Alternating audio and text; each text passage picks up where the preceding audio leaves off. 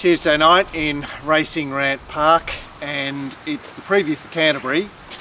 As you may be well aware, Glenn doesn't like the dark. No, he doesn't. He's scared of the dark. And he's also on his way home from Kembla, so you can stay tuned for some of his prognostications on Friday for the Golden Rose meeting. But in the meantime, we've got a Canterbury meeting still on a rain-affected track, the rail out 6 metres, and anyone who's been playing Canterbury in recent months will realise that it's no picnic. I noticed last week with the rail out 3 metres the track was really starting to cut out midway through the program, and that led me to perceive that this track may suit some wide runners tomorrow. But looking back over the results, I can't find a 6 metre rail that isn't rails in run, maybe off fence in straight, but certainly rails That's in old Canterbury. What? Well, it's been playing funny lately, hasn't it? So yeah, but it's still look. Yeah, rails in run is always a reasonable position at Canterbury, and I have to go with that. But as I say, it's been cutting out, and I'd expect it to. I just might mention one thing before we move to the first race, and that is we're a massive fan of jockeys in form, trainers in form, and also that follows on to tipsters. Mark and I are half celebrating today because we've never made so much money on a Tuesday in our lives. Mark had 6.5 out of 7 winners today, which means he's in fantastic form, and we are celebrating. Yeah. Well, I spoke to Glenn and he said, "Oh, gee, a lot of favourites won at Kembla." But it was a reasonable value bet as well. So. Yeah, it was a good card, and I saw them very well, and hopefully tomorrow one of us will see the card well as well. Hopefully. Or in combination. Yeah. So we kick off with a $33 no bet race, and it's $3 My Giuliano, $3.60 Elysian, $4.60 Positive Problems, $5.50 Aurora Glow, and next best Letchworth 21, One Touch 34. Positive Problems gets out to the 1900 after a fairly long and arduous campaign. She can have the lead if she wants, so One Touch underneath her may make an early play for the lead, given that he's backing up and worked himself into a bit of a pitch last week. Uno 5 and Super Coach, stablemate off Positive Problems, may have interest in the lead, and Letchworth is an old leader, so it's game on if riders so desire in this race 1. Should I have an opinion? Okay. Well, I'll try. You like getting these races out of the road, hey? 2700 was done and dusted before we knew it. They're normally at the start or the end, aren't they? So it's one or the other. I've got Allison on top here. Or do we say Elysian? I'm assuming we do. I'm a big fan of horses that beat horses. So it beat My Giuliano last start. Since then, My Giuliano has actually gone into a Saturday grade race, which obviously... Gone like a busted. Yeah, but you've got to give it a tick because it ran in the Saturday race. This is lightly raced. It's J-Mac on board. It's 4th up. It might just be better than these horses, but it is a distance race, so maybe that makes it a lay at $3.40, Mark. I'm not sure. Yeah, look, I thought Gunn rode it absolutely perfectly last time off the maiden win with tons of momentum, and certainly last start course and distance winner, but one that I'm a little bit icky about. I ended up somewhat uncomfortably with My Giuliano, whose best runs are at the Canterbury 1900. He's got a run 11 days ago, which will help, and looks like he gets a race run to suit. His stablemate Aurora Glow did it pretty tough last week, but Bowman obviously gets off her, and she's also been up for a while. I'm not sure about suddenly going to 1900 for her. Positive Problems, well, look, she had everything in her favour the other day. She had Prince Roo chasing her, she had J-Mac on board, and a track that favoured her running style on that occasion. So whilst that's a decent springboard 10 days ago, I think she's a bit well found. So My Giuliano from me, and the roughie I want to mention, there's 2 roughies, the roughie I want to mention is One Touch, which I already alluded to in the map. He's just about ready to do something. Race 2, and we're back to 1550 here, so Gord's going to weigh in. It's a 3-year-old race, and we like 3-year-old races. Retaliation is opening favourite at $3.75, Tumultuous is $4, Earth, stablemate of Tumultuous, is $6.50. Winebush is $8. Mo Queen 10. Coonawarra 11. Oculus 12. Savona Sunset 17. Eyes Off 26. A lot of last start winners here, Gord. Yeah, no, very confusing race. I found it very hard to get my head around this. I had to end up going for number 2, Tumultuous, but look, what did you make of that race last start at Rosehill? It was very strange, wasn't it? Yeah, it looked a bit hollow. Yeah. But then I saw times were poor, and I saw it bumping with Savan, but it was in the wrong side part of the track. So I'm gonna have to give it a forgive, but I've got a few question marks there, particularly 5th up, first prep. But if anybody's going to pull it off, it will be Waller. The fact that he's got Bowman on board now, Hutchings to Bowman, and he's running it round again, suggests to me that this thing's going to be really having a crack tomorrow, and it does come out of Saturday form. So I have 2 on top. Obviously, 1 Retaliation.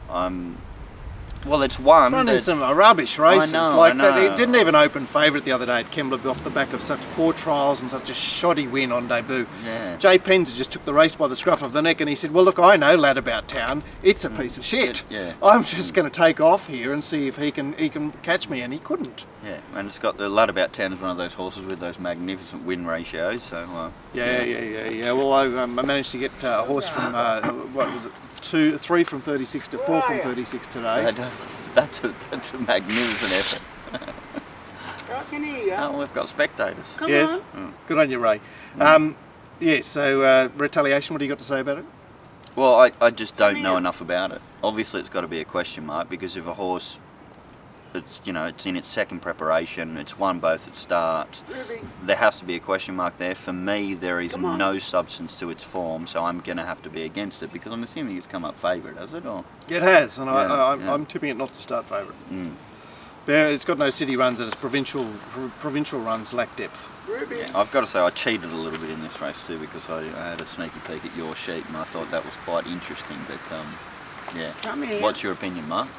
Look, I certainly give Tumultuous a chance, but I'm interested in Winebush, who I thought threw himself at the line last start at Warwick Farm after not really travelling in the run. Earth has a better SP in that particular race. Yes, she does, but she's also a lot more exposed, and did carry Bowman on that occasion, and was coming off the short break from Queensland.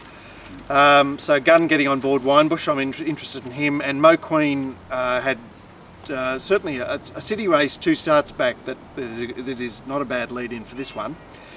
And then she went to Goulburn on Showcase Day last Thursday, and Kathy took her back in the field in a very slowly run race. Seems that a quick backup with Karen on board and blinkers on will bring out the best in this filly, and she's 4th up here. Just with Mo Queen, obviously I tipped it on the site, and it was that's right. It's a RacingRant horse already. It's established. You've got to overcome bias at Goulburn if you're going to win in this kind of field, don't you think? Oh, you're saying, well, because she couldn't overcome bias. I just think it was a very slowly run race, and she was off her game. She's on a 5-day backup and blinkers on. Interestingly, I looked at Oculus, who won at Goulburn last time, and I went, wow, that's interesting. Like, he started at a very short price off a long price at Kembla, and then I saw a horse called Glanham running 3rd, and I just went, but I could entertain Eyes Off, who's come quite solid.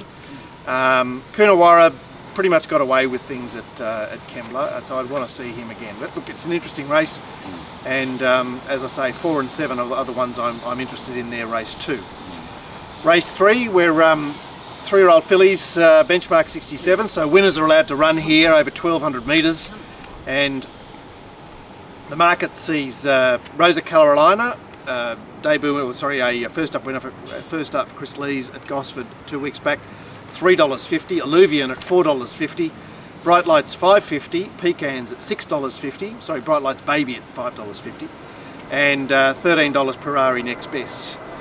I thought that Rosa Carolina would attempt to hold the lead here. Ferrari will try for the lead. She's resuming in her second preparation, and Alluvian should be able to get a nice trail behind those two.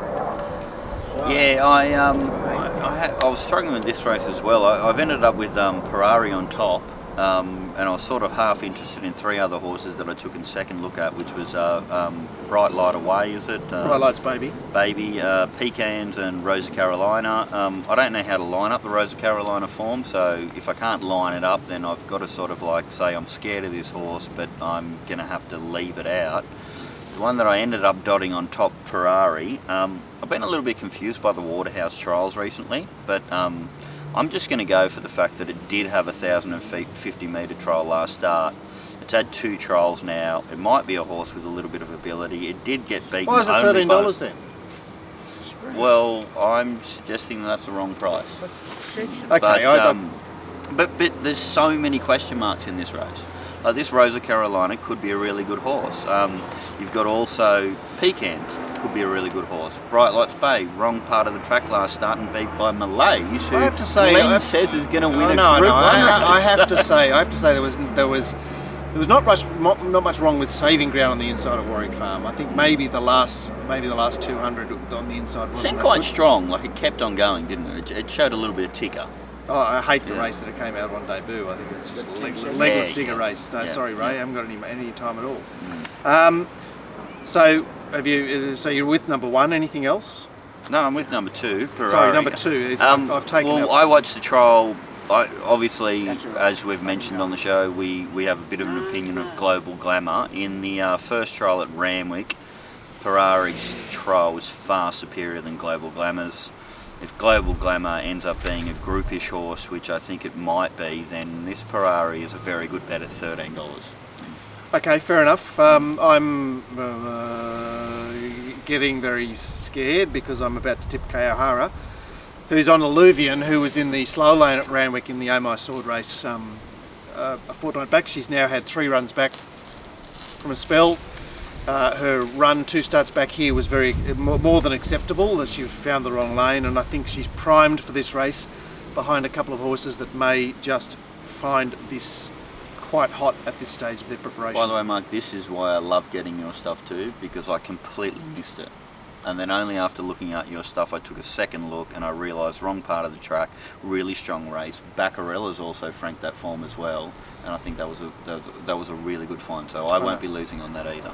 You still have to put up with Kathy. And Rosa Carolina went, well, she's clearly a filly with scope, and she's probably going to take it up here. Pecans, my thought on her is she came from the back to beat her stablemate in a very fast run, 13.50. It worried me that she would lack the necessary early pace over 1200 here. That's race 3. Race 4, again over the 1200, this time a maiden. And the betting is Invincibella. Invincibella very strongly at $2.80. To Missile Strike at $4.60. California Elite $7. Pewter at $7. Bright Lights Baby, should she run in this one, $8. And the next best is Pittsburgh at $12. Long odds the rest. California Elite is possessed of good pace and can be expected to press on from a wide gate. Missile Strike was ridden off the speed first start at Corkscrew, but with blinkers on from a middle to wide gate can be expected to push forward. Swing Set certainly got some speed, and Invincibella would like to come across perhaps underneath California Elite to be just behind the speed.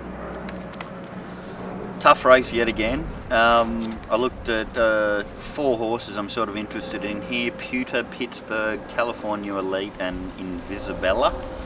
I've ended up finding Pewter on top purely off the trial. It's complete unknown because of the 1 start for 1 failure, but it's 1 start, 1 failure when trained by Clary Connors. And we have a massive trainer change. We have Hugh Big hello to Bowman on Clary board. there. We have Hugh Bowman on board. Trained a lot of Golden Silver winners, you know. I think The he's trained more Golden Silver winners than- yeah, okay, well that's true. That would definitely be true. But we're talking about 3-year-olds now, aren't we? All right, yeah, go on. Yeah, so and that trial was awesome. It did it in better time than Invisible, who's the favourite at the moment, and it did it far more stylishly. I thought I was going to have Invisibella on top of Pewter, but after watching the trials closely and noticing the booking of H. Bowman and that lovely stable change, I'm starting to become a bit more of a fan of Pewter. And Pittsburgh is a horse that I always thought had a little bit of ability, and it does come out of a far superior race last start on a Saturday. So you've also got G. Schofield off Collet On and Barrier 2, and I love... Is that a positive jockey, is it? Well, No. Anything. Schofield on is a positive, and Schofield off is a positive as well, because you just don't know what's happening. But then, by the way, times. Barrier 2, Jay Collette, I love Collette from Inside Barriers. He's the only jockey where I actually would think an outside to an inside barrier is a positive. Particularly when you're taking a price about a horse, because he will be super aggressive trying to find those gaps and get up on the inside. So I'm going to be backing 2 horses in that race, and that's 4 Pewter and 5 Pittsburgh. What about the idea that he's got to get Pewter going, like it doesn't have existing form, and he's going to be far easier, or he's just not going to give Invincibella the sort of hit out that he needs to give Pewter in order to get his mind on the job? She's already there. She's already participated in 2 races on this track. And don't you think with these sort of new 3-year-olds that it's generally the best horse that wins? yeah, I'm not disputing that at all. Yeah, Not disputing that at all. I've just got a sneaky suspicion that Pewter's the superior horse to Invisibella, and I mean I'm not making a big statement there. I think Invisibella has a fantastic chance, but it is what $2 something. You know? It's $2.80 and Pewter is $7, and I'd suggest they should start closer together there. I recognise that gun booking for Invincibella. She is actually in her 3rd preparation, so she's not a green thing. I mean, she's certainly experienced and perhaps doesn't have the scope of some of the others. Pewter is a horse of great interest. Missile Strike seems very short for a horse that did zip, albeit from a tricky position at Hawkesbury, and it must be because the Hawks 3-year-old are on fire. 11 from 12. Aura is there. And you mentioned Pittsburgh. Well, he was in the slow lane at Randwick. He's now 3rd up, and was a horse that I was keen to back last Friday and certainly would be on again. That's race 4. Now we come back to 1100 this time, and we're down to a field of 7 already. This is race 5, the 2nd leg of the quaddie, and it's benchmark 77. Reincarnate, resuming here, is favourite at $3. LA Cheval is $4.20. Untamed Diamond $5, Burradoo $5.50. Mad About You 15, Grand Condor 15, Jack's Jet second up off a long spell is $35. And well, I would like to say that I'd expect LA Cheval to lead, except it's got Jay Ford on it from an inside gate, and I'm sure that Deanne's going to be keen to lead on Untamed Diamond. And Grand Condor. Was that a Freudian slip there? Are you getting lucky tonight? Is definitely not. Yeah. Grand Condor is up from 1,000 metres and could easily make a play for the lead here. So LA Cheval is a designated leader, but gate 2 Jay Ford just asks the question there. Burradoo should posse up behind them. Reincarnate back on the inside. Mad About You next best on the map. Another tricky race. I obviously had quite a few looks at Reincarnate, thinking it just might be the better horse in the race, and then I thought 1100 metres is maybe just a bit too short for it. Well, because he controlled the race, the race that he won over 1300 at Warwick Farm. Look, I don't know. This could work for him. He's a funny horse that's looked very good when he's had things his way and looked a bit shallow when he hasn't. So I ended up finding two negatives about him, which meant that I dismissed him, and that was the fact that I was scared of the 1100 metres, and he had an 800 metre trial and a 700 metre trial. So now that I've got 2 negatives there, I went looking elsewhere, and the more I looked at this race, the more I became a massive fan of Untamed Diamond. Dean Panya is on fire right now. She's still got a 3 kilo claim. It owned that same course and distance last start, fantastic stats. Owned Quantrill, which has since come out and franked the form by actually doing a very good job on a bias against track. And the more I think about it, becoming quite a large fan of it. The other one that I thought, she is technically a leader up in grade. You know, she's got 2 very fast horses under even 3. You know, Burradoo wanted to ask the question as well. Don't you think that the jockeys, when they're doing the form as well, they just look, okay, Untamed Diamond led last start, it's got Dean Pang on it, she's going to lead. We'll look to sit OSL behind. Well, aren't they saying no? I'm not going to let her. I'm going to put her out of play. No, I don't think so. Because I don't think they're scared of a young girl apprentice. Okay. By the way, another thing too is that last start was its first win. Oh, sorry, its Aussie win, and I think it just could be a springboard to actually do more. It's been running in some reasonably decent races. I mean, first start after coming from New Zealand, it ran in against Yuma Desert, wasn't disgraced.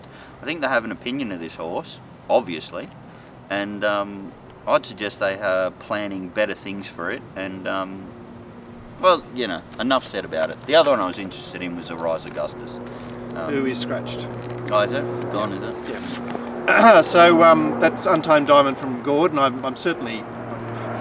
Well, I think it needs to lead. If it leads, it's got a great chance. And the other one I want to mention is Burradoo, who I realise was heavily backed and must have had conditions greatly to suit, coming off the second to Miss Liffey, but just absolutely bombed away from them a fortnight ago and could get the best run in the race. So, what are we saying about the track there? Because I mean, we're saying it was very wet. No. Tomorrow, sorry. Yeah. Well, it's still damp. Because I mean, you know, we raced on we had a situation where they were trying to call the meetings off on Saturday, and Canterbury, for some reason, has not been improving like it should. So it's not wet, it's not dry, it's not. Yeah. I'm sort of half saying that, like, if you bomb away on a heavy 10, then you don't really need to pay that much attention. Well, I'm just saying that there were horses in that race that didn't look that unsuited, and it wasn't entitled to demolish them like he did. Okay. So I suspect he is actually going very well. So question, I agree with the question mark on the favourite there, and LA Cheval, look, she's honest, but she really is one-dimensional, and J Ford just puts me right off there. That's race 5. Race 6, we're back up to 1550 here, and we've got a really intriguing race here because there's a couple of 3-year-olds in this race up against the older horses. It's only September, so there's still 2, and the market reads $3.25 one of them, that's Kent, $4.40 the other, Cellarman, out to $8.50 Trinity River, $9 Spiritos, $9 Wings, $13 Mary Orr, $15 Never Back Down, $17 Be Like Dad, $21 Dalton Pellegrino. I imagine that, Trinity River would like to lead. Be Like Dad is certainly fast enough to keep her busy early days. And Cellarman is a horse that you can expect to be on the speed. Never Back Down was on speed by default the other day, and I wouldn't expect him to be that close. And Wings has been racing relatively handy, but once again, it's not as fast as the other 3 horses. So honest, but no breakneck speed, I think here, Gord. Yeah, it's a little bit confusing again. I just have to. I love Saturday form into Wednesday form, so I'm going to have to go with Kent. You've got the positive jockey change. Comes out of the Group 3 last start with Divine Prophet. Fast lane, came from the back. The race was fast run. I think it was very flattered. Maybe, but it doesn't have. And too it won many the worst race of the season. But it doesn't have convictions, does it? It's lightly raced. Second up, you've got a positive jockey change, but it's come up quite short, hasn't it? So $3.25. Yeah. Well, I mean, that seems like a little bit of unders to me, but. If I had to find something in this race, it would be number 7, Kent. Nothing else? Well, no, because it'd be like cheating because I had a look at your sheet and then had a second look again. So, no, I'll leave this one to you. Cellarman ran in the much stronger 3-year-old Saturday race for mine, the Astern beating Star Turn. Look, I'm not saying Divine Prophet can't win the Golden Rose. I'm just saying that the way that set up. Obviously, Kent is better for having the 13 to 1550 than Cellarman 12 to 1550, but Cellarman had a short break off his 1400 metre win in Queensland. So he's the way I've gone, and I expect Spiritos finds a race to suit tomorrow. Canterbury 1550 is the scene of his city win, and he really was badly unsuited by a couple of Warwick Farm wet tracks. In fact, 3 wet tracks this time in. So I think he's ready to shine. What's the current price seller man there, Mark? 440. 440. Oh, so it's been sort of reasonably found. But, Yeah. So look, I'd suggest this. I mean, I found a place for Trinity River, but she has had things to suit her last couple. That's the penultimate. We come to the nightcap, which promises to be the biggest field of the day. It's a fillies and mares race, and $4 in favourite, the 3-year-old or still 2-year-old filly Faith's Encore. $5 Painted Firetail, who's been very enigmatic. $8 Maram, $8 Laukala, which seems tight. $11, which seems excessive, Machine Gun Jubs. And $13 Hermosa Beach, 17 Aralyn, 16 Ilmia Destino, 25's Bar. Machine Gun Jubs should be looking for the lead here. Obviously there are runners that can be interested in the front. I speak of Ilmia Destino, who went back in the 1,000 metre race first up. And Marley Rose has the blinkers and the tongue tie on first up. She will be pressing forward but shouldn't be able to lead number 5. There are others that should poke up there. Bowie's Babe won't be far away. And certainly Faith's Encore, being a 2-year-old filly, is going to be straight into the bridle and right on the speed as well. What do you say? This is your last go? I actually like this race. I had a second look at 3 horses here, which were Maram, Painted Firetail and Faith's Encore. After having a second look at them, I've solidly stamp my top selection being Maram. A trick I have when I'm trying to analyse Snowden horses first up is to not watch their trials. The other thing is she trialled without blinkers, and she wears blinkers, so I mean that may be. You can get yourself into too much of a not watching Snowden trial trials. terribly, Gordon. This is what I'm saying. You didn't watch it. You must have watched it because the other horse was in this trial, wasn't it? Wasn't Faith's Encore in the same trial? It doesn't matter. You must have watched it sneakily. You must have actually caught your eye, or maybe it was disappearing out of the picture. No, I'm telling you, I deliberately didn't watch the trial because I don't want to get confused by the way Snowden trials. This thing has form around some really good horses last preparation, and so when I'm analysing Snowden horses first up off a spell, I don't watch the trials. I don't care about the times. All I'm interested in is the distance they ran their trials at. So I did actually have a 750 metre trial and a 1,050 metre trial. It as far as the course, track and distance stats are concerned, it's absolutely fantastic. It ran around some really good horses at Wyong there called Tap This and Deploy Mark, who we've got a bit of an Southern legend, say no more. yeah. So yeah, and what was the price, Maram? $8. $8. It's off the bad trial. I think it's a fantastic trial. And by the way, sorry, not a fantastic trial, a fantastic price.